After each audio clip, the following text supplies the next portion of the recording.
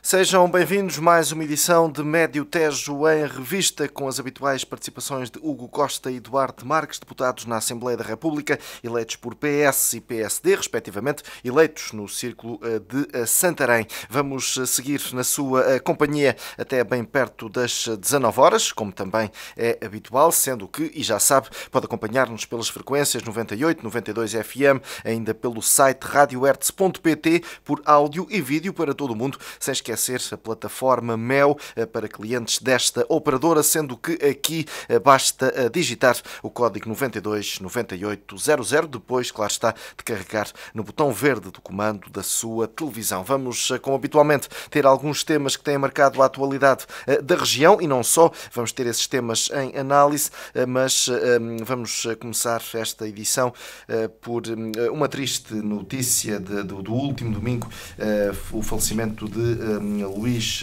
Boavida, e ele que, relacionando-o com a sua vida política, ele que chegou a ser candidato do Partido Social Democrata nas eleições autárquicas de 2017.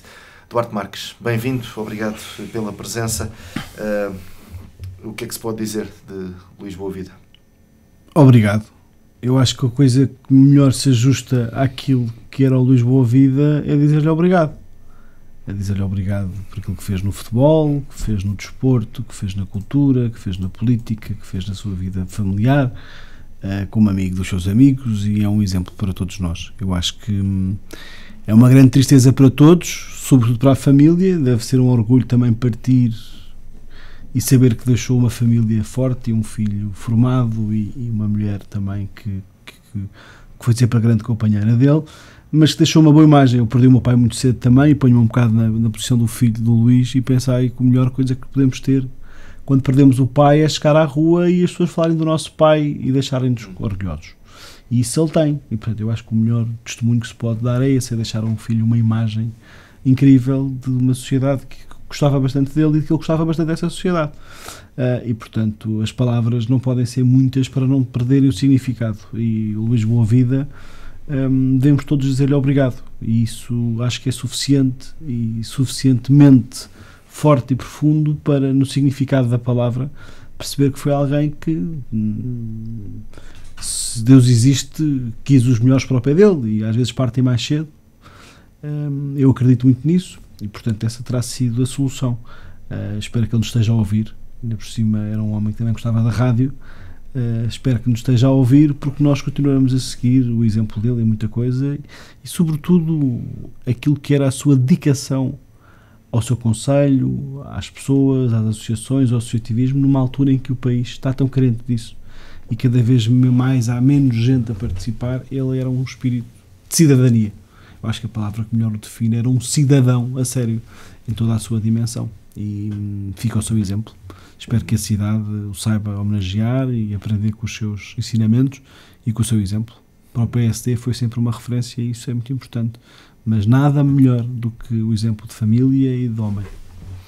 Muito bem. Hugo Costa, bem-vindo também. Obrigado pela presença. Vamos começar então por aqui. Bem, não há muito a dizer sobre uma situação destas, apenas para, como já o fiz pessoalmente e também publicamente, dar as condolências à família, na pessoa da mulher, na pessoa do filho, e dizer que, obviamente, o Luís era alguém que amava tomar, não podemos colocar isso em dúvida. Era alguém que trabalhou sempre em prol das associações. Eu próprio trabalhei com ele no Sporting de Tomar e ainda ele hoje fazia parte dos órgãos diretivos do Sporting de Tomar, como eu também ainda faço parte, e que partiu cedo demais. E apenas dizer que novamente à família enlutada, nomeadamente à sua mulher, ao seu filho, mas também aos seus pais, um voto de condolências, que neste momento não há muito mais a dizer do que isso, e dizer que, obviamente, partiu um cidadão empenhado na luta por uma sociedade melhor, e não há muito mais a dizer. Apenas voltar a dizer que nestes momentos não há muito não há muito mais a fazer do que dizer à família que estamos com eles do ponto de vista de solidário. Não há muito mais que se possa dizer. Muito bem, ficamos então com essas palavras. Vamos então entrar no Médio Tejo em Revista propriamente dito. Um dos temas que temos para análise é um tema à escala nacional, tem aliás sido muito abordado, nomeadamente nas redes sociais, os sucessivos aumentos do preço dos combustíveis. Nesta última segunda-feira aconteceu esse aumento pela 10ª semana consecutiva. Duarte Marques, como é que se explica esta sucessão de aumentos às pessoas? Vamos lá ver. Há aqui uma questão que me parece importante deixar já em cima da mesa e deixar claro. Portugal é um país que, por tradição, pela nossa carga fiscal, sempre teve impostos altos e sempre teve combustíveis mais altos face ao resto da Europa e ao resto do mundo. O que é que está a acontecer agora? O aumento do preço do petróleo, a situação internacional tem levado a que haja um aumento dos preços. Portugal tinha uma situação fiscal de impostos sobre os combustíveis já bastante grande e que foi ainda mais agravada quando o atual governo tomou posse, em que havia uma espécie de compromisso que na altura pareceu até de alguma forma fazer sentido se fosse cumprido no seu todo, que era o seguinte: como o Estado recebe os impostos relativamente aos combustíveis com base, no caso também do IVA, com base no preço, como o preço estava muito baixo, Portugal estava a perder dinheiro. A perder dinheiro não estava a ganhar tanto. E o governo o que decidiu fazer foi reforçar os impostos sobre os combustíveis. Naquela altura, se não estou em erro, foram 6 ou 7 cêntimos a mais que ficaram de carga. Com o compromisso de que quando o preço, porque o preço estava baixo, quando o preço aumentasse, o governo reduziria a mesma proporção à carga fiscal, que era para os portugueses não verem ainda mais agravados a questão dos combustíveis. O governo fez isso uma ou duas vezes no início e depois deixou de fazer. Primeiro ano fez no primeiro orçamento. O compromisso era que fossem reavaliados os preços de 3 em 3 meses, ou seja, o governo anuncia mais impostos para os combustíveis e diz: não se preocupem, que se o preço aumentar, nós imediatamente baixamos. Fizeram isto uma vez. E, portanto, nunca mais o fizeram. Mas, os preços dos combustíveis aumentaram. O composto do preço dos combustíveis no mundo inteiro não estão a ver com os impostos. Portugal é mais prejudicado porque ainda colocou uma maior carga de impostos sobre os combustíveis. Se o governo tivesse reduzido na proporção dos aumentos, não havia grande problema. Ou pelo menos não havia aqui uma responsabilidade política deste governo. O anterior também tinha impostos altos, os anteriores também. Este é que vem inventar uma nova taxa. Porquê? Porque o Estado viu que estava a perder, não estava a ganhar tanto dinheiro por causa da percentagem do IVA e, portanto, achou que era melhor aumentar a carga para poder manter a mesma receita. Ora, era suposto, quando o preço do petróleo aumenta e, portanto, a proporção de imposto para o Estado era já a mesma, que o Governo reduzisse o imposto. Foi isso que prometeram. Ora, quando viram que aquilo era uma boa receita e que o Estado estava, não sei se não são 9 milhões de euros por dia que o Estado está a arrecadar com esta matéria, quando percebeu a receita que ali tinha, já não quis recuar, já não quis baixar. E, portanto, defrauda os portugueses. E quando dizem: mas o PSD também teve impostos altos. Teve, em altura de bancarrota, ou logo a seguir à bancarrota, e, sobretudo, não criou este novo imposto. Ou seja, muita da solução de receita deste governo depende deste imposto, é que eles não o podem, eles até querem, mas não podem, porque senão toda a construção política que montaram à volta desta política económica fica desmontada, porque este imposto é fundamental para o governo cumprir as promessas que fez.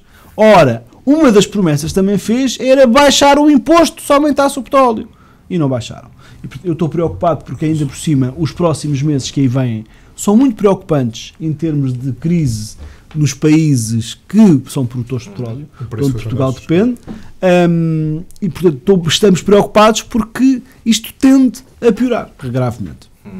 O Costa, então, perante esta intervenção de Duarte Marques, ficamos aqui com a ideia de que a culpa, entre aspas, não é das gasolineiras, é isso? Não. Vamos aqui colocar a questão... A culpa vai acabar por ser do Passos Coelho, mas já lá chegamos. Duarte, vamos começar a colocar as questões como elas são. Primeira questão prévia. Os aumentos semanais não têm qualquer relação com os impostos. Porquê? O mercado foi liberalizada em 2002 ou em 2003. Não, eu sou a favor do mercado liberalizado. Sou a favor do mercado liberalizado. O mercado liberalizado em 2002 ou 2003. Até porque o mercado, quando não é liberalizado e é preços fixos, leva a questões como o déficit tarifário, como a energia, claro. como a área da eletricidade. Ou seja, o mercado foi liberalizado em 2002 ou em 2003. E, sendo o mercado liberalizado, estamos com mercados que funcionam por variações semanais. Já lá vamos à questão do ISP. Obviamente, o ISP é mexido no Orçamento do Estado. A última vez que foi mexido foi a partir de janeiro.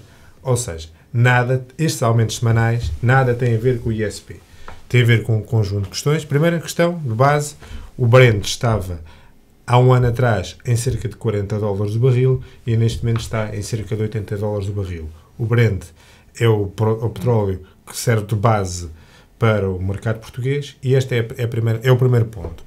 Segundo ponto, também sobre o nível de fiscalidade, até porque algumas questões têm sido colocadas e temos que aqui colocar os dados como eles são. A nível do gasóleo, a fiscalidade portuguesa, tendo como base o mês de março deste ano, representava 55% do preço. A média da União Europeia representa 56% do preço. E a verdade é esta, ou seja, Portugal tem um preço que é o 7º, 8º ou 9º mais elevado da Europa e se formos a nível da fiscalidade está literalmente na média. Não digo que o ISP não possa e não deva ser estudado a sua baixa, isso é outra matéria, mas há outras questões que não têm a ver com o ISP. Porque também, por isso é que ainda agora o Partido Socialista pediu que a Autoridade da Concorrência investigue de forma concreta a forma de estabelecimento dos preços, porque se o Brent sobe, automaticamente as gasolineiras sobem o preço. Se o Brent desce, não são tão rápidas a descer. Isso está comprovado também. Eu não digo que o ISP não deva ser mexido, mas existem outras questões que devem ser analisadas, nomeadamente a concentração que existe no mercado dos combustíveis. Basta ver que mesmo com o mercado liberalizado, vamos na autoestrada, o preço é sempre o mesmo em todos os pontos. Toda a gente sabe que se o Brent amanhã baixar, não existe automaticamente uma baixa dos preços, igual quando o preço sobe. O Partido Socialista tem defendido que seja dado, e foi um projeto na qual eu me empenhei, que seja dado informação total ao consumidor o que é que existe no preço, porque é verdade que existe uma parte que é ISP, é verdade, mas existe fracionar esse valor total. Fracionar esse valor total para as pessoas perceberem o que é que está em causa. Por exemplo, comparam o preço com Espanha. Obviamente que Espanha tem uma taxa fiscal mais baixa, mas não só estamos a falar de uma taxa fiscal. Estamos a falar, por exemplo, de uma coisa chamada incorporação de biocombustíveis. Espanha tem em 5% e Portugal tem em 7,5%. E a Espanha não está a cumprir as metas europeias. O que é que isso faz? Faz com que a Espanha consiga vender também, para além da questão do ISP, há outras matérias que levam aos preços. Espanha não cumpre as metas de biocombustíveis. A Espanha tem a 5%, nós estamos a 7,5%. Se fôssemos a cumprir a norma europeia do CU, já tínhamos que estar nos 9%. Estamos nos 7,5%. Ou seja, existe um conjunto de matérias que devem ser claramente colocadas. A nível de taxa fiscal, é óbvio que uma taxa de 55% é elevada. Volto a referir que a média da zona euro é 56%.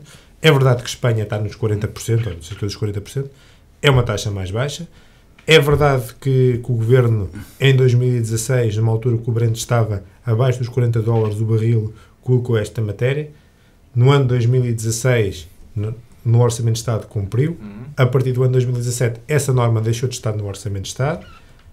Devemos olhar para o ISP com olhos de ver, nomeadamente, se o preço continuar a escalar, devemos olhar, até porque o peso dos combustíveis sobre as famílias é muito elevado. Agora, devemos, de uma vez por todas, não colocar apenas e olhar para o mercado dos combustíveis como num problema total e, além da questão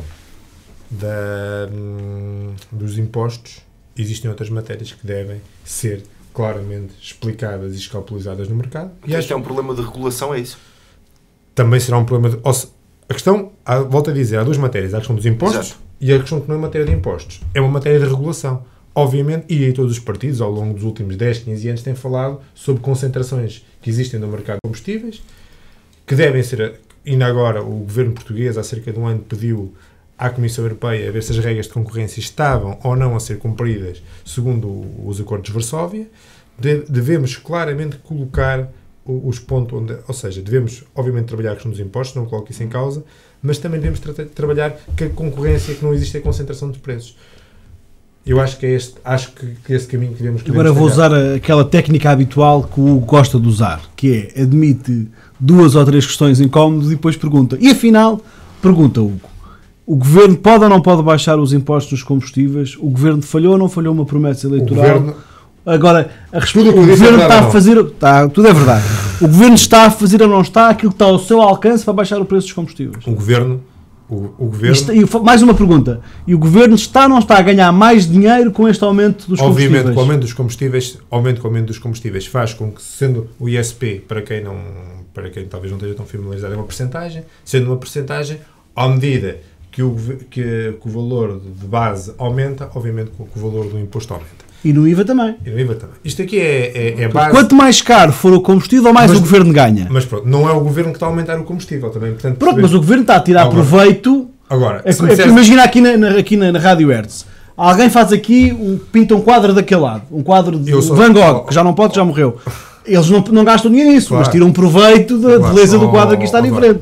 Sobre a questão dos combustíveis, acho que o Governo está a fazer o que tem que ser feito a nível de pedir à Autoridade da Concorrência para investigar o preço e para investigar a concentração de preços. Em relação ao ISP, eu acho que devemos estudar se é possível ou não baixar. Estudar ou baixar? É estudar se é possível baixar o ISP neste momento. Eu acho que temos que olhar para essa matéria de forma clara. Agora, volto a dizer... Se baixar, há de haver outro imposto que tenha que subir, é isso?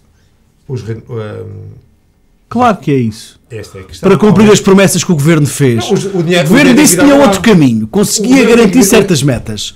E, entretanto, prometeu às pessoas que ia dizer... Do ponto de vista orçamental, o dinheiro tem que vir de algum lado. Então, e as pessoas? O PS não fala nas pessoas, agora eu estou a fazer tudo. Isto é virar-se. É um bocadinho demonstrar a forma como vocês atacam o problema. Antigamente era o problema do Governo do Passos Coelho, que era muito austeritário e cobrava muitos impostos. Estávamos em crise. O contexto que nós vivíamos em 2011, já falámos aqui disto várias vezes, e hoje é diferente, ou devia ser diferente. E para temos um governo que supostamente não está em austeridade, que é um governo de esquerda, e até é coerente, aumenta impostos, a esquerda normalmente tem mais impostos. E o que é que fazem? Aumenta o ISP. O preço da gasolina começa a aumentar, portanto deixa de haver aquele problema que deu origem a este aumento dos impostos, que era ser preço baixo, a receita postada era baixa. E o Governo o que é que faz? Em vez de reduzir a sua percentagem, mantém. E diz assim, espera aí que isto afinal está a correr bem, isto é um grande rendimento. E portanto, o que era coerente era dizer assim, não, o Governo tem que cumprir a sua promessa, que era, assim que o preço do gasóleo, dos combustíveis aumenta, nós baixamos o ISP. Mas o Governo não faz isso porquê? Porque percebeu que é bom a receita dos impostos e agora não quer fazer. E basta acompanhar esta semana, ver as redes sociais, ver tudo, como é que veio o discurso. Foi a liberalização dos combustíveis. Não é o que tu disse. Tu não culpas, não vês isso como um problema. Mas foi essa a narrativa. A narrativa hoje já havia pessoas, ontem cheguei a ver pessoas a culpar o Durão Barroso e não sei quantos. O PS é a favor da liberalização do preço dos combustíveis e a não liberação do preço dos combustíveis. Eu posso ser a favor de uma coisa que é tetos máximos. Aí podemos até definir isso como mecanismo. Sim. Como mecanismos tetos máximos. Ou seja, em vez de ser uma lição total, uns tetos máximos para impedir. Agora, eu acho, e aí o PSD também sei que concorda, e outros partidos também concordam, que existem matérias estranhas no mercado dos combustíveis, dúvidas sinceras sobre o funcionamento do mercado, que não tem nada a ver com o Governo é Governo. Certo. O Governo... Fez bem ou não fez bem pedir uma investigação à formação de Não, eu não acho. É que este Governo tem 2 soluções sempre, agora tem uma terceira. Quando tem um problema, manda estudar. Estudos estão feitos há muito tempo. Segundo, quando tem um problema, passa a responsabilidade para o anterior. Terceiro, quando tem um problema, agora faz uma checklist para evitar problemas. A questão é esta. Como é que tu consegues evitar? É o regulador, que é o Autoridade da Concorrência, que não responde perante o Governo, como tu sabes. Não, mas o problema é que o Governo tem uma capacidade sobre os reguladores que só usa quando dá jeito. Olha, por exemplo, agora, temos os reguladores todos dos setores a queixarem-se das cativações do Governo. Porquê? Porque não têm meios para trabalhar. Porquê? Porque os reguladores têm rendimentos das multas que aplicam e das taxas que cobram, mas depois esse dinheiro não fica disponível no regulador. Vai para o Ministério das Finanças. É a Autoridade da Concorrência ou não? Fecha. Não, claro que é a Autoridade da Concorrência. Mas o Governo... Os entidades independentes não podem responder para tudo. O regulador tem como função regular o mercado. E o Governo pediu à Autoridade da Concorrência para investigar. O Governo pediu à Autoridade da Concorrência para investigar uma coisa que o Governo está farto de fazer. E o Governo, quem é que tem o poder político de poder alterar regras, impor sanções? É a Autoridade da Concorrência, mas quem determina as regras, quem tem o poder executivo é o Governo. Não pode ser só quando dá jeito, porque quando não dá jeito, o que é que se faz? Manda-se fazer um estudo, a culpa é do regulador, e depois aperta-se o pescoço ao regulador, não se deixa o regulador funcionar. Mas é uma desculpabilização. Qual é... Vou fazer uma pergunta ao Hugo. Qual é o poder que o Governo tem sobre o mercado? Sobre o que é que o Governo pode fazer, e para quem nos está a ouvir, o que é que o Governo pode fazer de imediato para baixar o preço dos combustíveis que as pessoas pagam? Pode fazer 3 ou 4 coisas. Então diz lá. Reduzir a incorporação de biocombustíveis, que tinham um impacto. O Governo já fez isso? Não faz por questões ambientais. Não faz por questões ambientais. Eu estou de acordo. Esquece essa, eu estou de acordo com essa. Mais. Bate palmas.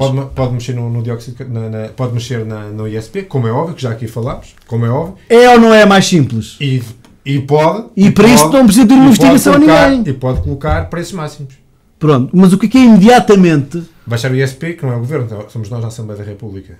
Quem é que faz a proposta de Orçamento de Estado? Já agora, quando se fala de preços máximos, independentemente da variação do valor do petróleo, sim, é isso? Eu acho que poderá... Não falo pelo governador do Partido Socialista, claro. Mesmo sendo eu, que normalmente acompanho estas matérias no governador do PS, não falo em meu nome pessoal. Eu pessoalmente sou a favor de um sistema de preços máximos, até para evitar alguns descalabros que possam acontecer, porque imaginemos que o Brent passa a 200 euros o barril, estamos a falar de um descalabro da gasolina e o gasóleo para preços de 2 euros e tal o litro, o que não é Mas depois as gasolineiras alegavam prejuízo, ou que não tinham as margens devidas. Aí tinha que se encontrar soluções, como é óbvio, tínhamos que se encontrar soluções como é óbvio. Eu pessoalmente sou a favor de um sistema de preços máximos que limitem o preço. Agora, também devemos ter outro tipo de discussão sobre a questão dos combustíveis. E é uma discussão para 20 anos. Não é para agora. Cada vez mais nós temos menos de uma hora. Os combustíveis no futuro vão se tornar cada vez mais caros, porque os recursos fósseis estão a acabar. Claro. E isto é um problema que todos nós vamos ter que encontrar. Isto não é um problema para 20 anos, é um problema que temos há muitos anos. É um problema que temos há muitos anos. Os recursos fósseis estão a acabar. Cada vez Portugal, e bem, penso que o Duarte aqui, eu e o Duarte concordamos 100% com isso, assinou acordos internacionais de emissão de dióxido de carbono que obrigam a cada vez menos utilizar recursos fósseis. E bem, Portugal está na primeira linha desses acordos internacionais a nível ambiental. Penso que o Duarte aí concorda a 100% comigo que Portugal tem que estar nessa dianteira. Claro que sim. E isso coloca-nos que no futuro temos que encontrar outras soluções. Agora, no curto prazo, os recursos fósseis continuam a ser importantes e a sociedade está demasiado dependente dos combustíveis. Eu, no meu carro, uso o gasóleo, certamente o Duarte no gasóleo. É curioso olharmos hoje para a sociedade e perceber que as sociedades mais desenvolvidas, os supostos ricos, andam em transportes públicos. Sim. E em Portugal acaba por ser ao contrário. Por várias razões. Porque a rede não tem qualidade, não é suficiente, é muito assimétrica, enquanto em Lisboa, apesar de tudo, há uma boa rede de transportes públicos. O resto do país não tem. Não se pode comparar o transporte de uma pessoa que vive em Tomar, que não tenha carro e que viva noutro sítio que não a cidade, tem muita dificuldade em circular com transportes públicos. Portanto, depende muito dos meus próprios, dos meios próprios, etc. Agora, é óbvio que nós temos que reduzir a nossa pegada de carbono, mas é óbvio também que esta questão concreta dos combustíveis, aquilo que é importante também chamar a atenção, é que a única forma que o Governo tem de aliviar a carga do preço dos combustíveis imediatamente para as pessoas, que é reduzir o ISP na proporção do que aumentou. Bastava retirar aquilo que aumentou este Governo de esquerda para ficar mais barato. E, portanto, toda a gente percebe, quando o petróleo está abaixo, que o Governo possa aumentar o imposto para que a receita fiscal não se ressinta. Neste momento não é isso, o Governo está a tirar lucro ainda, ou seja, um lucro, não é um lucro, é acima daquilo que era, apesar da carga fiscal e apesar da receita fiscal que o Estado tinha, agora ainda está a tirar benefício do aumento do preço do petróleo, ou seja, toda a gente ganha menos o contribuinte. Porquê? Ganha o Estado, ganha o Governo, ganha o Ministro das Finanças, as gasolineiras também acabam por ganhar mais, e quem se lixa é sempre o tipo que vai para a gasolina ou gasóleo. Porquê? Porque aquilo que foi prometido, que era baixar o imposto quando aumentasse o preço, não foi feito. Esta escalada é para continuar? Acredita Esta nisso? escalada é para continuar. Infelizmente, eu acho que vai piorar. Vai piorar porque a instabilidade nos mercados que nos vendem petróleo não parece melhorar, e a minha preocupação é grande. Não é só para os combustíveis, é até para alguma economia, na nossa economia, que encontrou nas exportações um caminho, isso é fundamental. Mas também pode haver um reverso da medalha que é uma externalidade negativa, mas no fundo é a preocupação que existe com alguma instabilidade em certas zonas do globo que são mercados importantes para Portugal, e nós podemos sofrer mais com essas consequências do que habitualmente, porque estamos mais expostos a essas economias. Portugal é uma economia que depende muito da economia europeia, mas também não nos podemos esquecer que hoje em dia as nossas exportações estão muito mais dispersas pelo mundo. Felizmente não são concentradas num ou noutro país, e portanto há alguma dispersão, mas há uma maior exposição a esses mercados, e portanto os produtores de combustíveis, neste caso de petróleo, os países produtores de petróleo, alguns deles estão nessas zonas mais complicadas, e grande parte desses problemas também vem muito do problema do petróleo ou do facto de terem petróleo. E eu acho que para Portugal isso é um risco, e todos os sinais que temos, temos do Médio Oriente, os sinais que temos da China, os sinais que temos dos Estados Unidos, não são nada simpáticos. Agora esta mais recente crise em Itália também não é nada simpática para nós, porque para Portugal nós passávamos muito bem se não houvesse crise em mais lado nenhum, era o desejável, e quer pela nossa exposição económica, quer pela questão do petróleo, Portugal pode ser afetado de forma mais grave do que nós estávamos habituados. Então imaginemos que o Governo vai baixar este imposto. Acredita que não será aumentado outro para compensar as perdas? Eu espero que não, ou então se quer aumentar outro imposto, não percebo a razão, porque nós já não estamos em austeridade e supostamente o crescimento económico estava... Mas tal como já referi, esta tem sido uma boa fonte de receita. Esta tem sido uma boa fonte de receita, mas o Estado deve ter como princípio proporcionar melhores cuidados às pessoas e melhores serviços, e cobrar o menos de impostos possível. O Governo disse que não ia aumentar a carga fiscal. Afinal aumentou, não foi só nos combustíveis. Tivemos este fim de semana o Congresso do Partido Socialista, e o Primeiro-Ministro insistia sempre na baixa da carga fiscal, mas todos os relatórios das diversas entidades públicas, privadas e independentes, toda a gente sabe que aumentou a carga fiscal sobre os portugueses. Agora, os portugueses hoje têm mais impostos do que tinham antes, e não era suposto. Uma coisa é quando estamos num período de austeridade após uma pré-bancarrota, em que Portugal não tem liberdade praticamente de decisão e tem que tomar medidas gravosas para pagar a sua despesa, e portanto para isso precisa de receita e conseguir equilibrar todas essas decisões para causar o menos dano possível às pessoas, sabendo que isso é inevitável. Era suposto que a seguir a isso, e sobretudo estando em autonomia total, Portugal pudesse começar a baixar impostos. O que é verdade é que o Governo preferiu repor mais rendimentos ou mais depressa, aumentando também a carga fiscal. E basta ver hoje o que é o aumento de receita fiscal do Estado, é uma coisa impressionante. Nestes impostos sobre os combustíveis, há uma grande... Os impostos, como por exemplo o IVA e outros, dependem muito daquilo que nós consumimos, não é? E neste caso os combustíveis, toda a gente consome combustíveis e nós pagamos todos o mesmo, e portanto uma empresa grande, um multimilionário ou uma pessoa mais pobre paga o mesmo de combustível que os outros, e portanto estes impostos são menos discriminatórios. Porquê?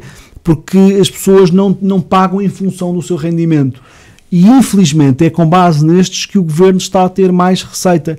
Eu percebo a estratégia, porque as pessoas sentem menos estes impostos, vão pagando todos os dias, vão pagando sempre que compram alguma coisa, e isso tem sido a grande fonte de receita do Governo. Eu esperava que este tipo de medidas, este tipo de impostos, começasse a ser revertido, ou que já o tivesse sido, ou que nunca tivesse sido aumentado. Para finalizar este tema, o Costa, se o Governo abdicar então ao baixar este imposto, é inevitável que suba outro ou outros? Não quero antecipar esse debate. Obviamente que a receita fiscal tem que vir de algum lado, até porque obviamente o Estado tem gastos com e por quando debatemos que é necessário dinheiro para hospitais, para escolas, etc., é necessário o dinheiro vir de algum lado. Sobre o ISP, eu acho que se continuar a haver uma escalada de preços, tem que existir provavelmente vai existir uma algo feito em relação à parte fiscal, mas se a escalada de preços do Brent continuar, poderá não ser o ISP ou a mexida do ISP que poderá condicionar a questão, porque estamos a falar, a matéria-prima de base é o Brent, é o petróleo, estava em $40 há um ano, agora está em $80. Se daqui a um ano estiver em $200, não há descida do ISP que consiga travar. E obviamente que a instabilidade internacional nesses mercados é preocupante. O facto dos recursos fósseis estarem cada vez menos presentes também é preocupante. Dar aqui uma nota, eu pessoalmente sou completamente contra a exploração de hidrocarbonetos em Portugal, mas dar aqui uma nota. Hoje, quando vemos algumas das principais petrolíferas a nível mundial, como a Eni, preocupado com pequenos jazigos que possam existir a 200 km ou 80 km da costa algarvia, quer dizer uma coisa simples, quer dizer que os recursos nos outros sítios estão completamente esgotados e agora já estão à procura de sítios em maior profundidade e que ainda por cima são muito mais difíceis de retirar. Já agora, sou completamente contrário à exploração de hidrocarbonetos em Portugal, contudo, dizer que isso também tem a ver com o facto do mundo estar cada vez com menos recursos. Isso faz com que os recursos que há 10 anos se calhar não tinham qualquer tipo de interesse, hoje já podem ser interessantes. E este é um problema que vamos ter e que a sociedade vai ter que ser capaz, quer com os transportes. Eu acho que uma discussão que deve existir também no futuro é que o valor e parte do valor do ISP já vai obrigatoriamente para a prevenção rodoviária, parte do valor do ISP já vai obrigatoriamente para financiar transportes públicos, ou seja, essa parte já existe, mas temos que, de uma vez por todas, e aí é um problema de Portugal há de sempre, ter uma rede de transportes públicos que consiga suportar isto, porque obviamente que o transporte individual, cada vez, nomeadamente enquanto não e depois vamos ter outros problemas, que é o fim do diesel, vamos ter um conjunto de problemas para atravessar e que se nós não tivermos a capacidade com uma rede de transportes públicos eficaz e eficiente, não temos solução. Resumindo e concluindo, o Governo... No que pode fazer, não faz? O Governo... podia baixar os impostos e não baixa? Duarte, eu acho que devemos entrar nesse debate e devemos ser possível não baixar o ISP. Eu estou disponível para esse debate. Disse-o no Parlamento que o PS está disponível para debater a questão do ISP. Agora, temos que olhar para o futuro e perceber que temos que encontrar respostas. Obviamente que se a escalada continuar, temos que baixar o ISP. Mas a escalada já continuou. Aqui o problema não é... Nós não temos que fazer debate nenhum. O Partido Socialista tem um hábito que é... há um problema, vamos fazer um debate. Mas não é o debate, é baixar o ISP. Prometeram que iam aumentar enquanto o petróleo estivesse com preço muito baixo. E que a seguir baixariam. No orçamento de 2016, então pronto, estamos em 2018. Certo. Estamos a 29 de 5 de 2018. Certo. Há um ano e meio que falham essa promessa. Não falham porque ele não está no orçamento de 2017 nem 2018. Está só no orçamento de 2016. Eu não estou a desculpabilizar. Baixo, está bem, não está abaixo, tem que baixar. Não está, a questão da neutralidade fiscal não se encontra no orçamento de 2017. Mas, Hugo, não está, a neutralidade fiscal não está escrita no orçamento. Não, foi prometida no orçamento de 2016 para aumentar o imposto. A pergunta é, o aumento do ISP está no orçamento de 2017 ou não? Foi mantido. E o de 2018? Foi mantido. Pronto, o que falhou foi a promessa de fazer a neutralidade. O valor de ISP 2017 e 2018 é igual a 2016. Infelizmente. Está igual. Pronto. Ou seja, falharam ou não falharam uma promessa? Isto agora é aquela pergunta a Hugo. Falharam uma promessa ou não? Não falaram nada da promessa. A promessa foi questão para o orçamento de 2016. Só prometeram em 2016? Foi na altura que foi. Então, mas quando o Estado aumenta o imposto e o mantém todos os anos, a promessa não era só... Esse é o novo argumento. Ou seja, nós prometemos em 2016, mas não prometemos em 2017. Mas a carga fiscal do ISP em 2017 estava lá também ou não estava? Duarte, mas... O Estado, o Governo tem alguma coisa a ver com os aumentos que existem semanais do ISP neste momento? Tem alguma coisa a ver? O Governo tem a ver com o aumento... Tem alguma coisa a ver? Ou o que tem com a parte de percentagem do ISP que o Governo pode dar. Mas é o Governo que determina o aumento? Não, o Governo não determina o aumento do combustível. O Governo determina o aumento que as pessoas pagam. Porque o Governo aumentou o imposto sobre o combustível, que é em percentagem. Essa percentagem aumentou... Sim, a percentagem está igual. O orçamento... Mas A porcentagem não, a porcentagem é a mesma. O que as pessoas pagam é que é maior. é verdade. Mas o governo. O que é que custa admitir que o governo falhou uma promessa? Não falhou, cumpriu o Orçamento de Estado de Isso é 2016. uma mentira! O governo aumentou o ISP em 2016, manteve esse aumento em 2017 e manteve em 2018. Mas o governo tem alguma coisa a ver com este aumento semanal? Então, se o aumento do imposto é decidido pelo governo, quem é que tem culpa? Sou eu ou o Feliciano? Não, eu não estou a Ou ainda falar. vai- Eu já disse que o governo estava disponível para debater o ISP. Não é para debater, é para baixar.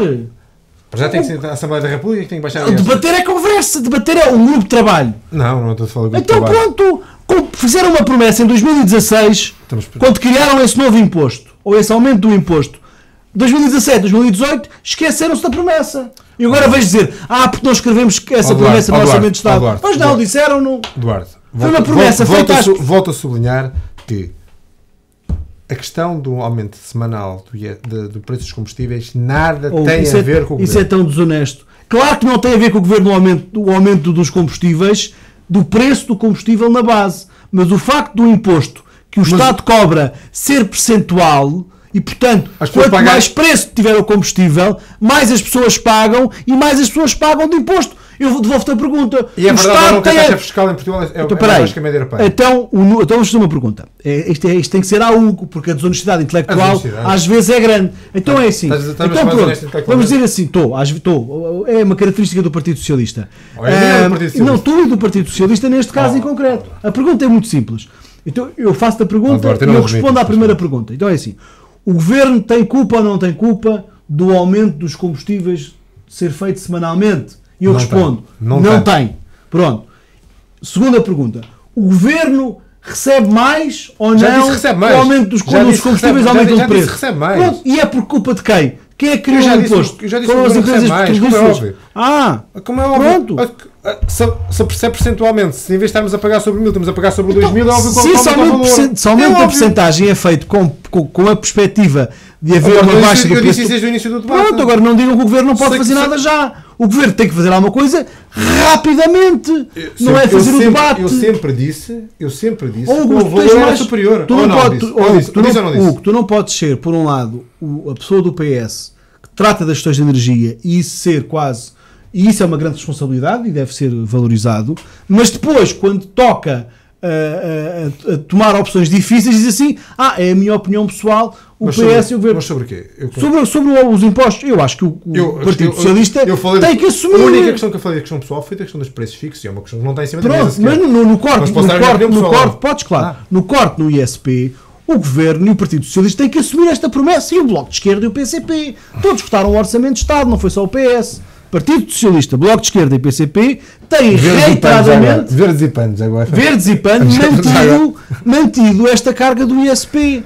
Isto não é, e dizer que foi só em 2016 não é sério. Peço imensa desculpa. A promessa foi feita quando se criou o imposto.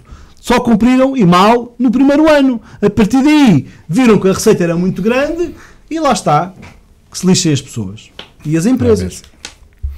Muito bem, vamos então avançar. Deixamos esta questão dos combustíveis, passamos para um recente encontro do movimento de utentes dos serviços públicos do distrito de Santarém, que até final deste mês de junho, e este processo ainda vai ser agilizado no próximo dia 7, também do mês de junho, entenda-se, mas até final do próximo mês querem reunir o número suficiente de assinaturas para que seja discutido em Assembleia da República, e foi esse o objetivo que foi avançado pelos respectivos signatários para que seja discutido em Assembleia da República a abolição das portagens na A23 e na A13, neste caso também aqui com a região como plano de incidência. Novo tema, começo pelo Costa.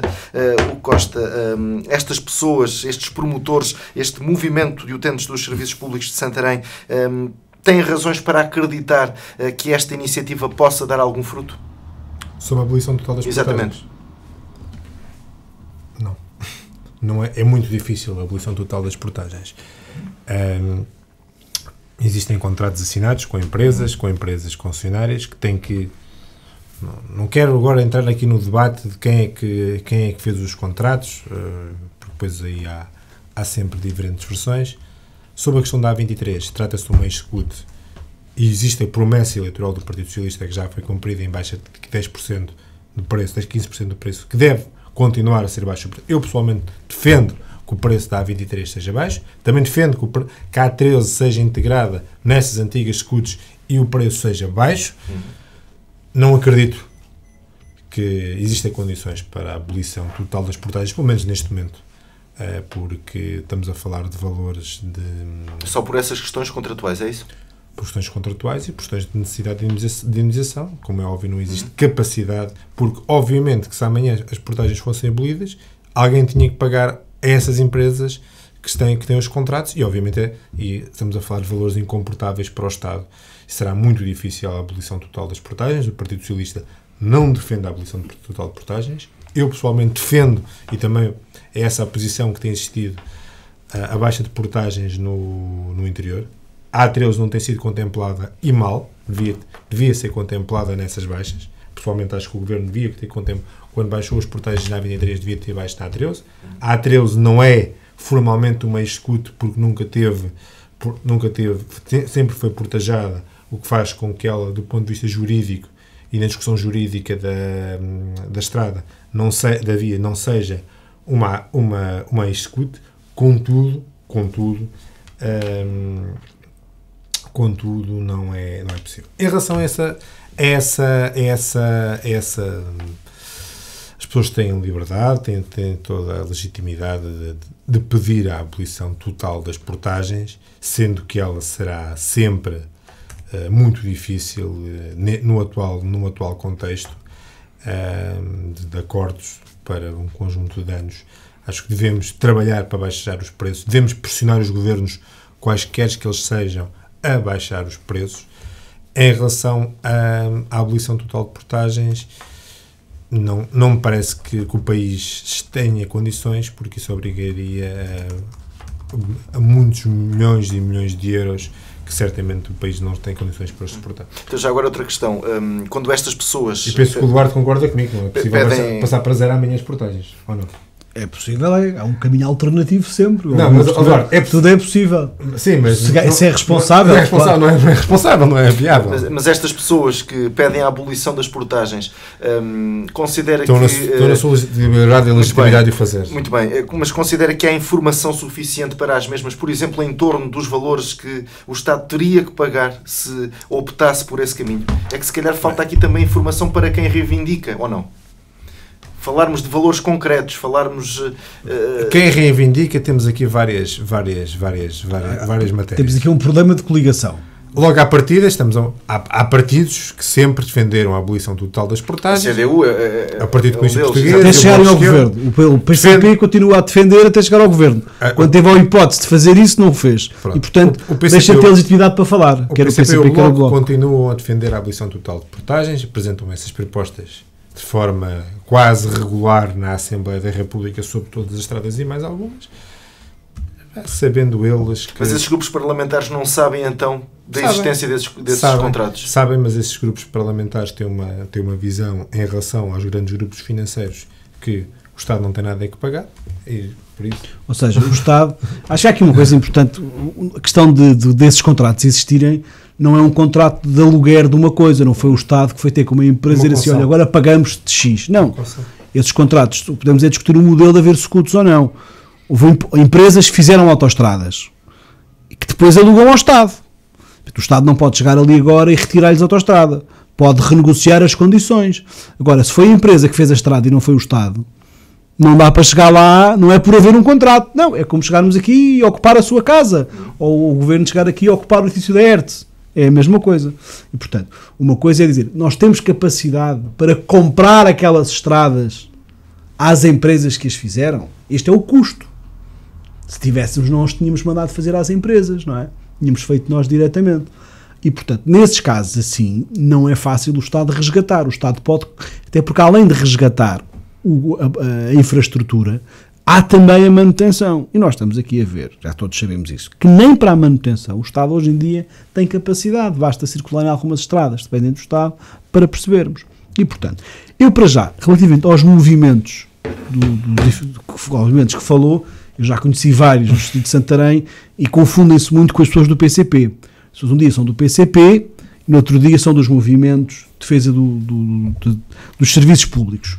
Infelizmente, o PCP abocanhou esses serviços. Felizmente, há sempre alguém nesses movimentos que não tem nada a ver com o PCP. O que eu é estranho é estes movimentos estarem tão calados com outras coisas. Eu acho que o Bloco de Esquerda, quando percebem que as suas promessas ficam frustradas, e, por exemplo, a vergonha que se passa no Serviço Nacional de Saúde, há alguém que acorda ao problema das portagens. De vez em quando acordam. Agora vamos falar de portagens. Quem sofre o problema das portagens são os empresários, são os cidadãos do Ribatejo que pagam muito portagem. Mas a mim, confesso, me revolta a postura do Bloco de Esquerda e do PCP, que se queriam mesmo baixar as portagens, exigiam isso no Orçamento de Estado. É que a partir de agora não há conversa com o Bloco de Esquerda e o PCP nestes termos que havia de antes. O Bloco de Esquerda e o PCP e o PS tiveram a oportunidade de fazer já 3 orçamentos de Estado. O PS nunca prometeu a abolição de todas as portagens. Não estou a falar da abolição, até da redução. Em nenhum Orçamento de Estado, o Bloco de Esquerda e o PCP exigiram isso para a 23. Então agora continuam a fazer barulho. Deviam ter vergonha. Se aquilo era prioritário, punham no Orçamento de Estado. Há coisas que não são prioritárias na minha vida e na nossa vida política. Há outras que são. Agora, se aquilo é uma prioridade e era uma promessa, deviam ter exigido aquilo ao Governo. Podiam reduzir mais as portagens do que reduziram. E, portanto, eu não sou muito fã de alguns movimentos quando eles são politicamente, partidariamente manobrados. Mas as pessoas têm liberdade. As pessoas têm liberdade total de discutir. Eu posso ouvir mais ou menos. Eu já estive a discutir com o deputado na Assembleia da República e no dia percebi que a líder do movimento que nós estávamos a ouvir era a própria mãe. E depois vi na televisão, passado umas semanas, aquela senhora era a líder do movimento em Loures. E depois comecei a perceber que eram os mesmos. Apareciam no movimento das portagens, no movimento da ponte, o dos hospitais, depois apareciam no... Há muita gente que assina essas petições que não tem nada a ver com... É isso que eu estou a dizer. Os movimentos, normalmente os líderes destas coisas, têm uma marca ideológica. Mas eu vou-vos a pergunta, e o vosso partido não fez isso porquê? Agora, claro que há muita gente, toda a gente sente o preço da A23 e da A13. Aliás, a A23 é mais cara. Fomos a Mação e recolher assinaturas por isso. Toda a gente assina. Claro, toda a gente assina. Toda a gente sente esse problema. O que eu acho estranho é estes movimentos só surgirem de vez em quando. E porquê é que também não surgem com os problemas do hospital? Ou porque é que quando estamos perto do Orçamento de Estado têm mais força? Não, aliás, este encontro deste movimento de utentes também focou a intervenção em questões da saúde, nomeadamente em torno da urgência, exigindo a melhoria das condições de urgência. Nós, como já aqui falámos bastas vezes deste assunto, todos os programas falamos todos exigimos. Agora, é óbvio que o que é mais ingrato e mais injusto, e nós já discutimos isto aqui, é o preço desta, sobretudo da A23, que tem mais movimento, é a mais cara do país. Eu pago tanto de Lisboa até... Não, será mesmo a A13. A A13 será mesmo a mais cara do país. Em termos de por quilómetro, talvez. Mas a A23, por exemplo, qualquer pessoa paga mais de Torres Novas, por exemplo, a Abrantes, do que Torres Novas a Lisboa. E, portanto, isso não faz sentido nenhum. Houve agora um movimento de propostas pelo interior. Eu acho que, finalmente, temos numa fase em que toda a gente está de acordo que é preciso fazer alguma coisa de dramático para salvar o interior. Eu não digo que a abolição de portagens seja o também não considera que esta será uma... Ou seja, imaginemos, vai haver esta tal recolha de assinaturas, o assunto poderá ou não ser discutido. Eu acho que qualquer pessoa que defenda qualquer pessoa que defenda a abolição de portagens sabe perfeitamente que o objetivo é baixar as portagens. E, portanto, eu acho que esse é o caminho. É difícil abolir as portagens de tudo corre, não é? Agora, foram criadas, eu lembro do tempo do governo de Durão Barroso, Passos Coelho, tentou-se criar uma situação que aliviava as portagens para as pessoas daquela região. E depois houve uma queixa à Comissão Europeia e era discriminatório. E, portanto, temos que arranjar aqui mecanismos que consigam facilitar um bocadinho também a quem vive cá, porque muita gente, hoje em dia, aqui nesta região, não tem alternativa se estão a andar pela autoestrada. Quer dizer, para ir de um concelho para o outro, as estradas secundárias, algumas delas ficaram destruídas. Não existem já. E, portanto, há que encontrar aqui uma forma para reduzir este custo. Para as pessoas, obviamente que reduzir este custo para as pessoas quer dizer aumentar este custo para o Estado, e baixar o rendimento dos concessionários. Agora, o Estado tem formas de tentar fazer isto de alguma forma, há meios para o fazer. Eu não defendo a abolição total de portagens, defendo que haja uma criação de condições especiais para as pessoas que aqui vivem, mas eu acho que o mais justo, o mais sensato era baixar mesmo o preço, porque toda a gente está disponível a pagar um bocadinho. se todos pagarmos é mais fácil, mas tanto chega a ser revoltante, e isso afasta as pessoas do interior, porque aquelas pessoas que até vivem em Lisboa ou vivem em Santarém e querem ir aos concelhos de origem ao fim de semana, e até o resto das pessoas que vão visitar, que vão almoçar, que vão passar o fim de semana, vão em turismo, isto afasta muita gente, e portanto eu acho que economicamente o interior tem muito a ganhar, e o país, com a redução de portagens. Obviamente, se puderem abolir as portagens, encantados da vida, mas infelizmente acho que não é um cenário muito verosímil nos próximos anos. Permita-me só aqui acrescentar mais outra situação deste encontro do movimento de utentes, ainda a propósito das portagens, onde é referido que, nomeadamente, e acho que está em causa a A13, independentemente do número de veículos que passar nesta via, a concessionária tem o seu quinhão garantido. Há 13... Isso é a grande mudança de paradigma do Dr. Paulo Campos. A A13 é... Voltando ao tema das portagens, eu pessoalmente defendo que elas sejam baixas. Temos que encontrar respostas que sejam para essa resposta que foi possível de isentar as pessoas da região foi colocada como sendo discriminatória, mas tem que se encontrar respostas que permitam, obviamente, apoiar o interior e apoiar estas regiões do interior. As portagens foram baixas em 15% pelo atual governo.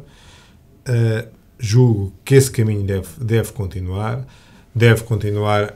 baixando ainda mais as portagens.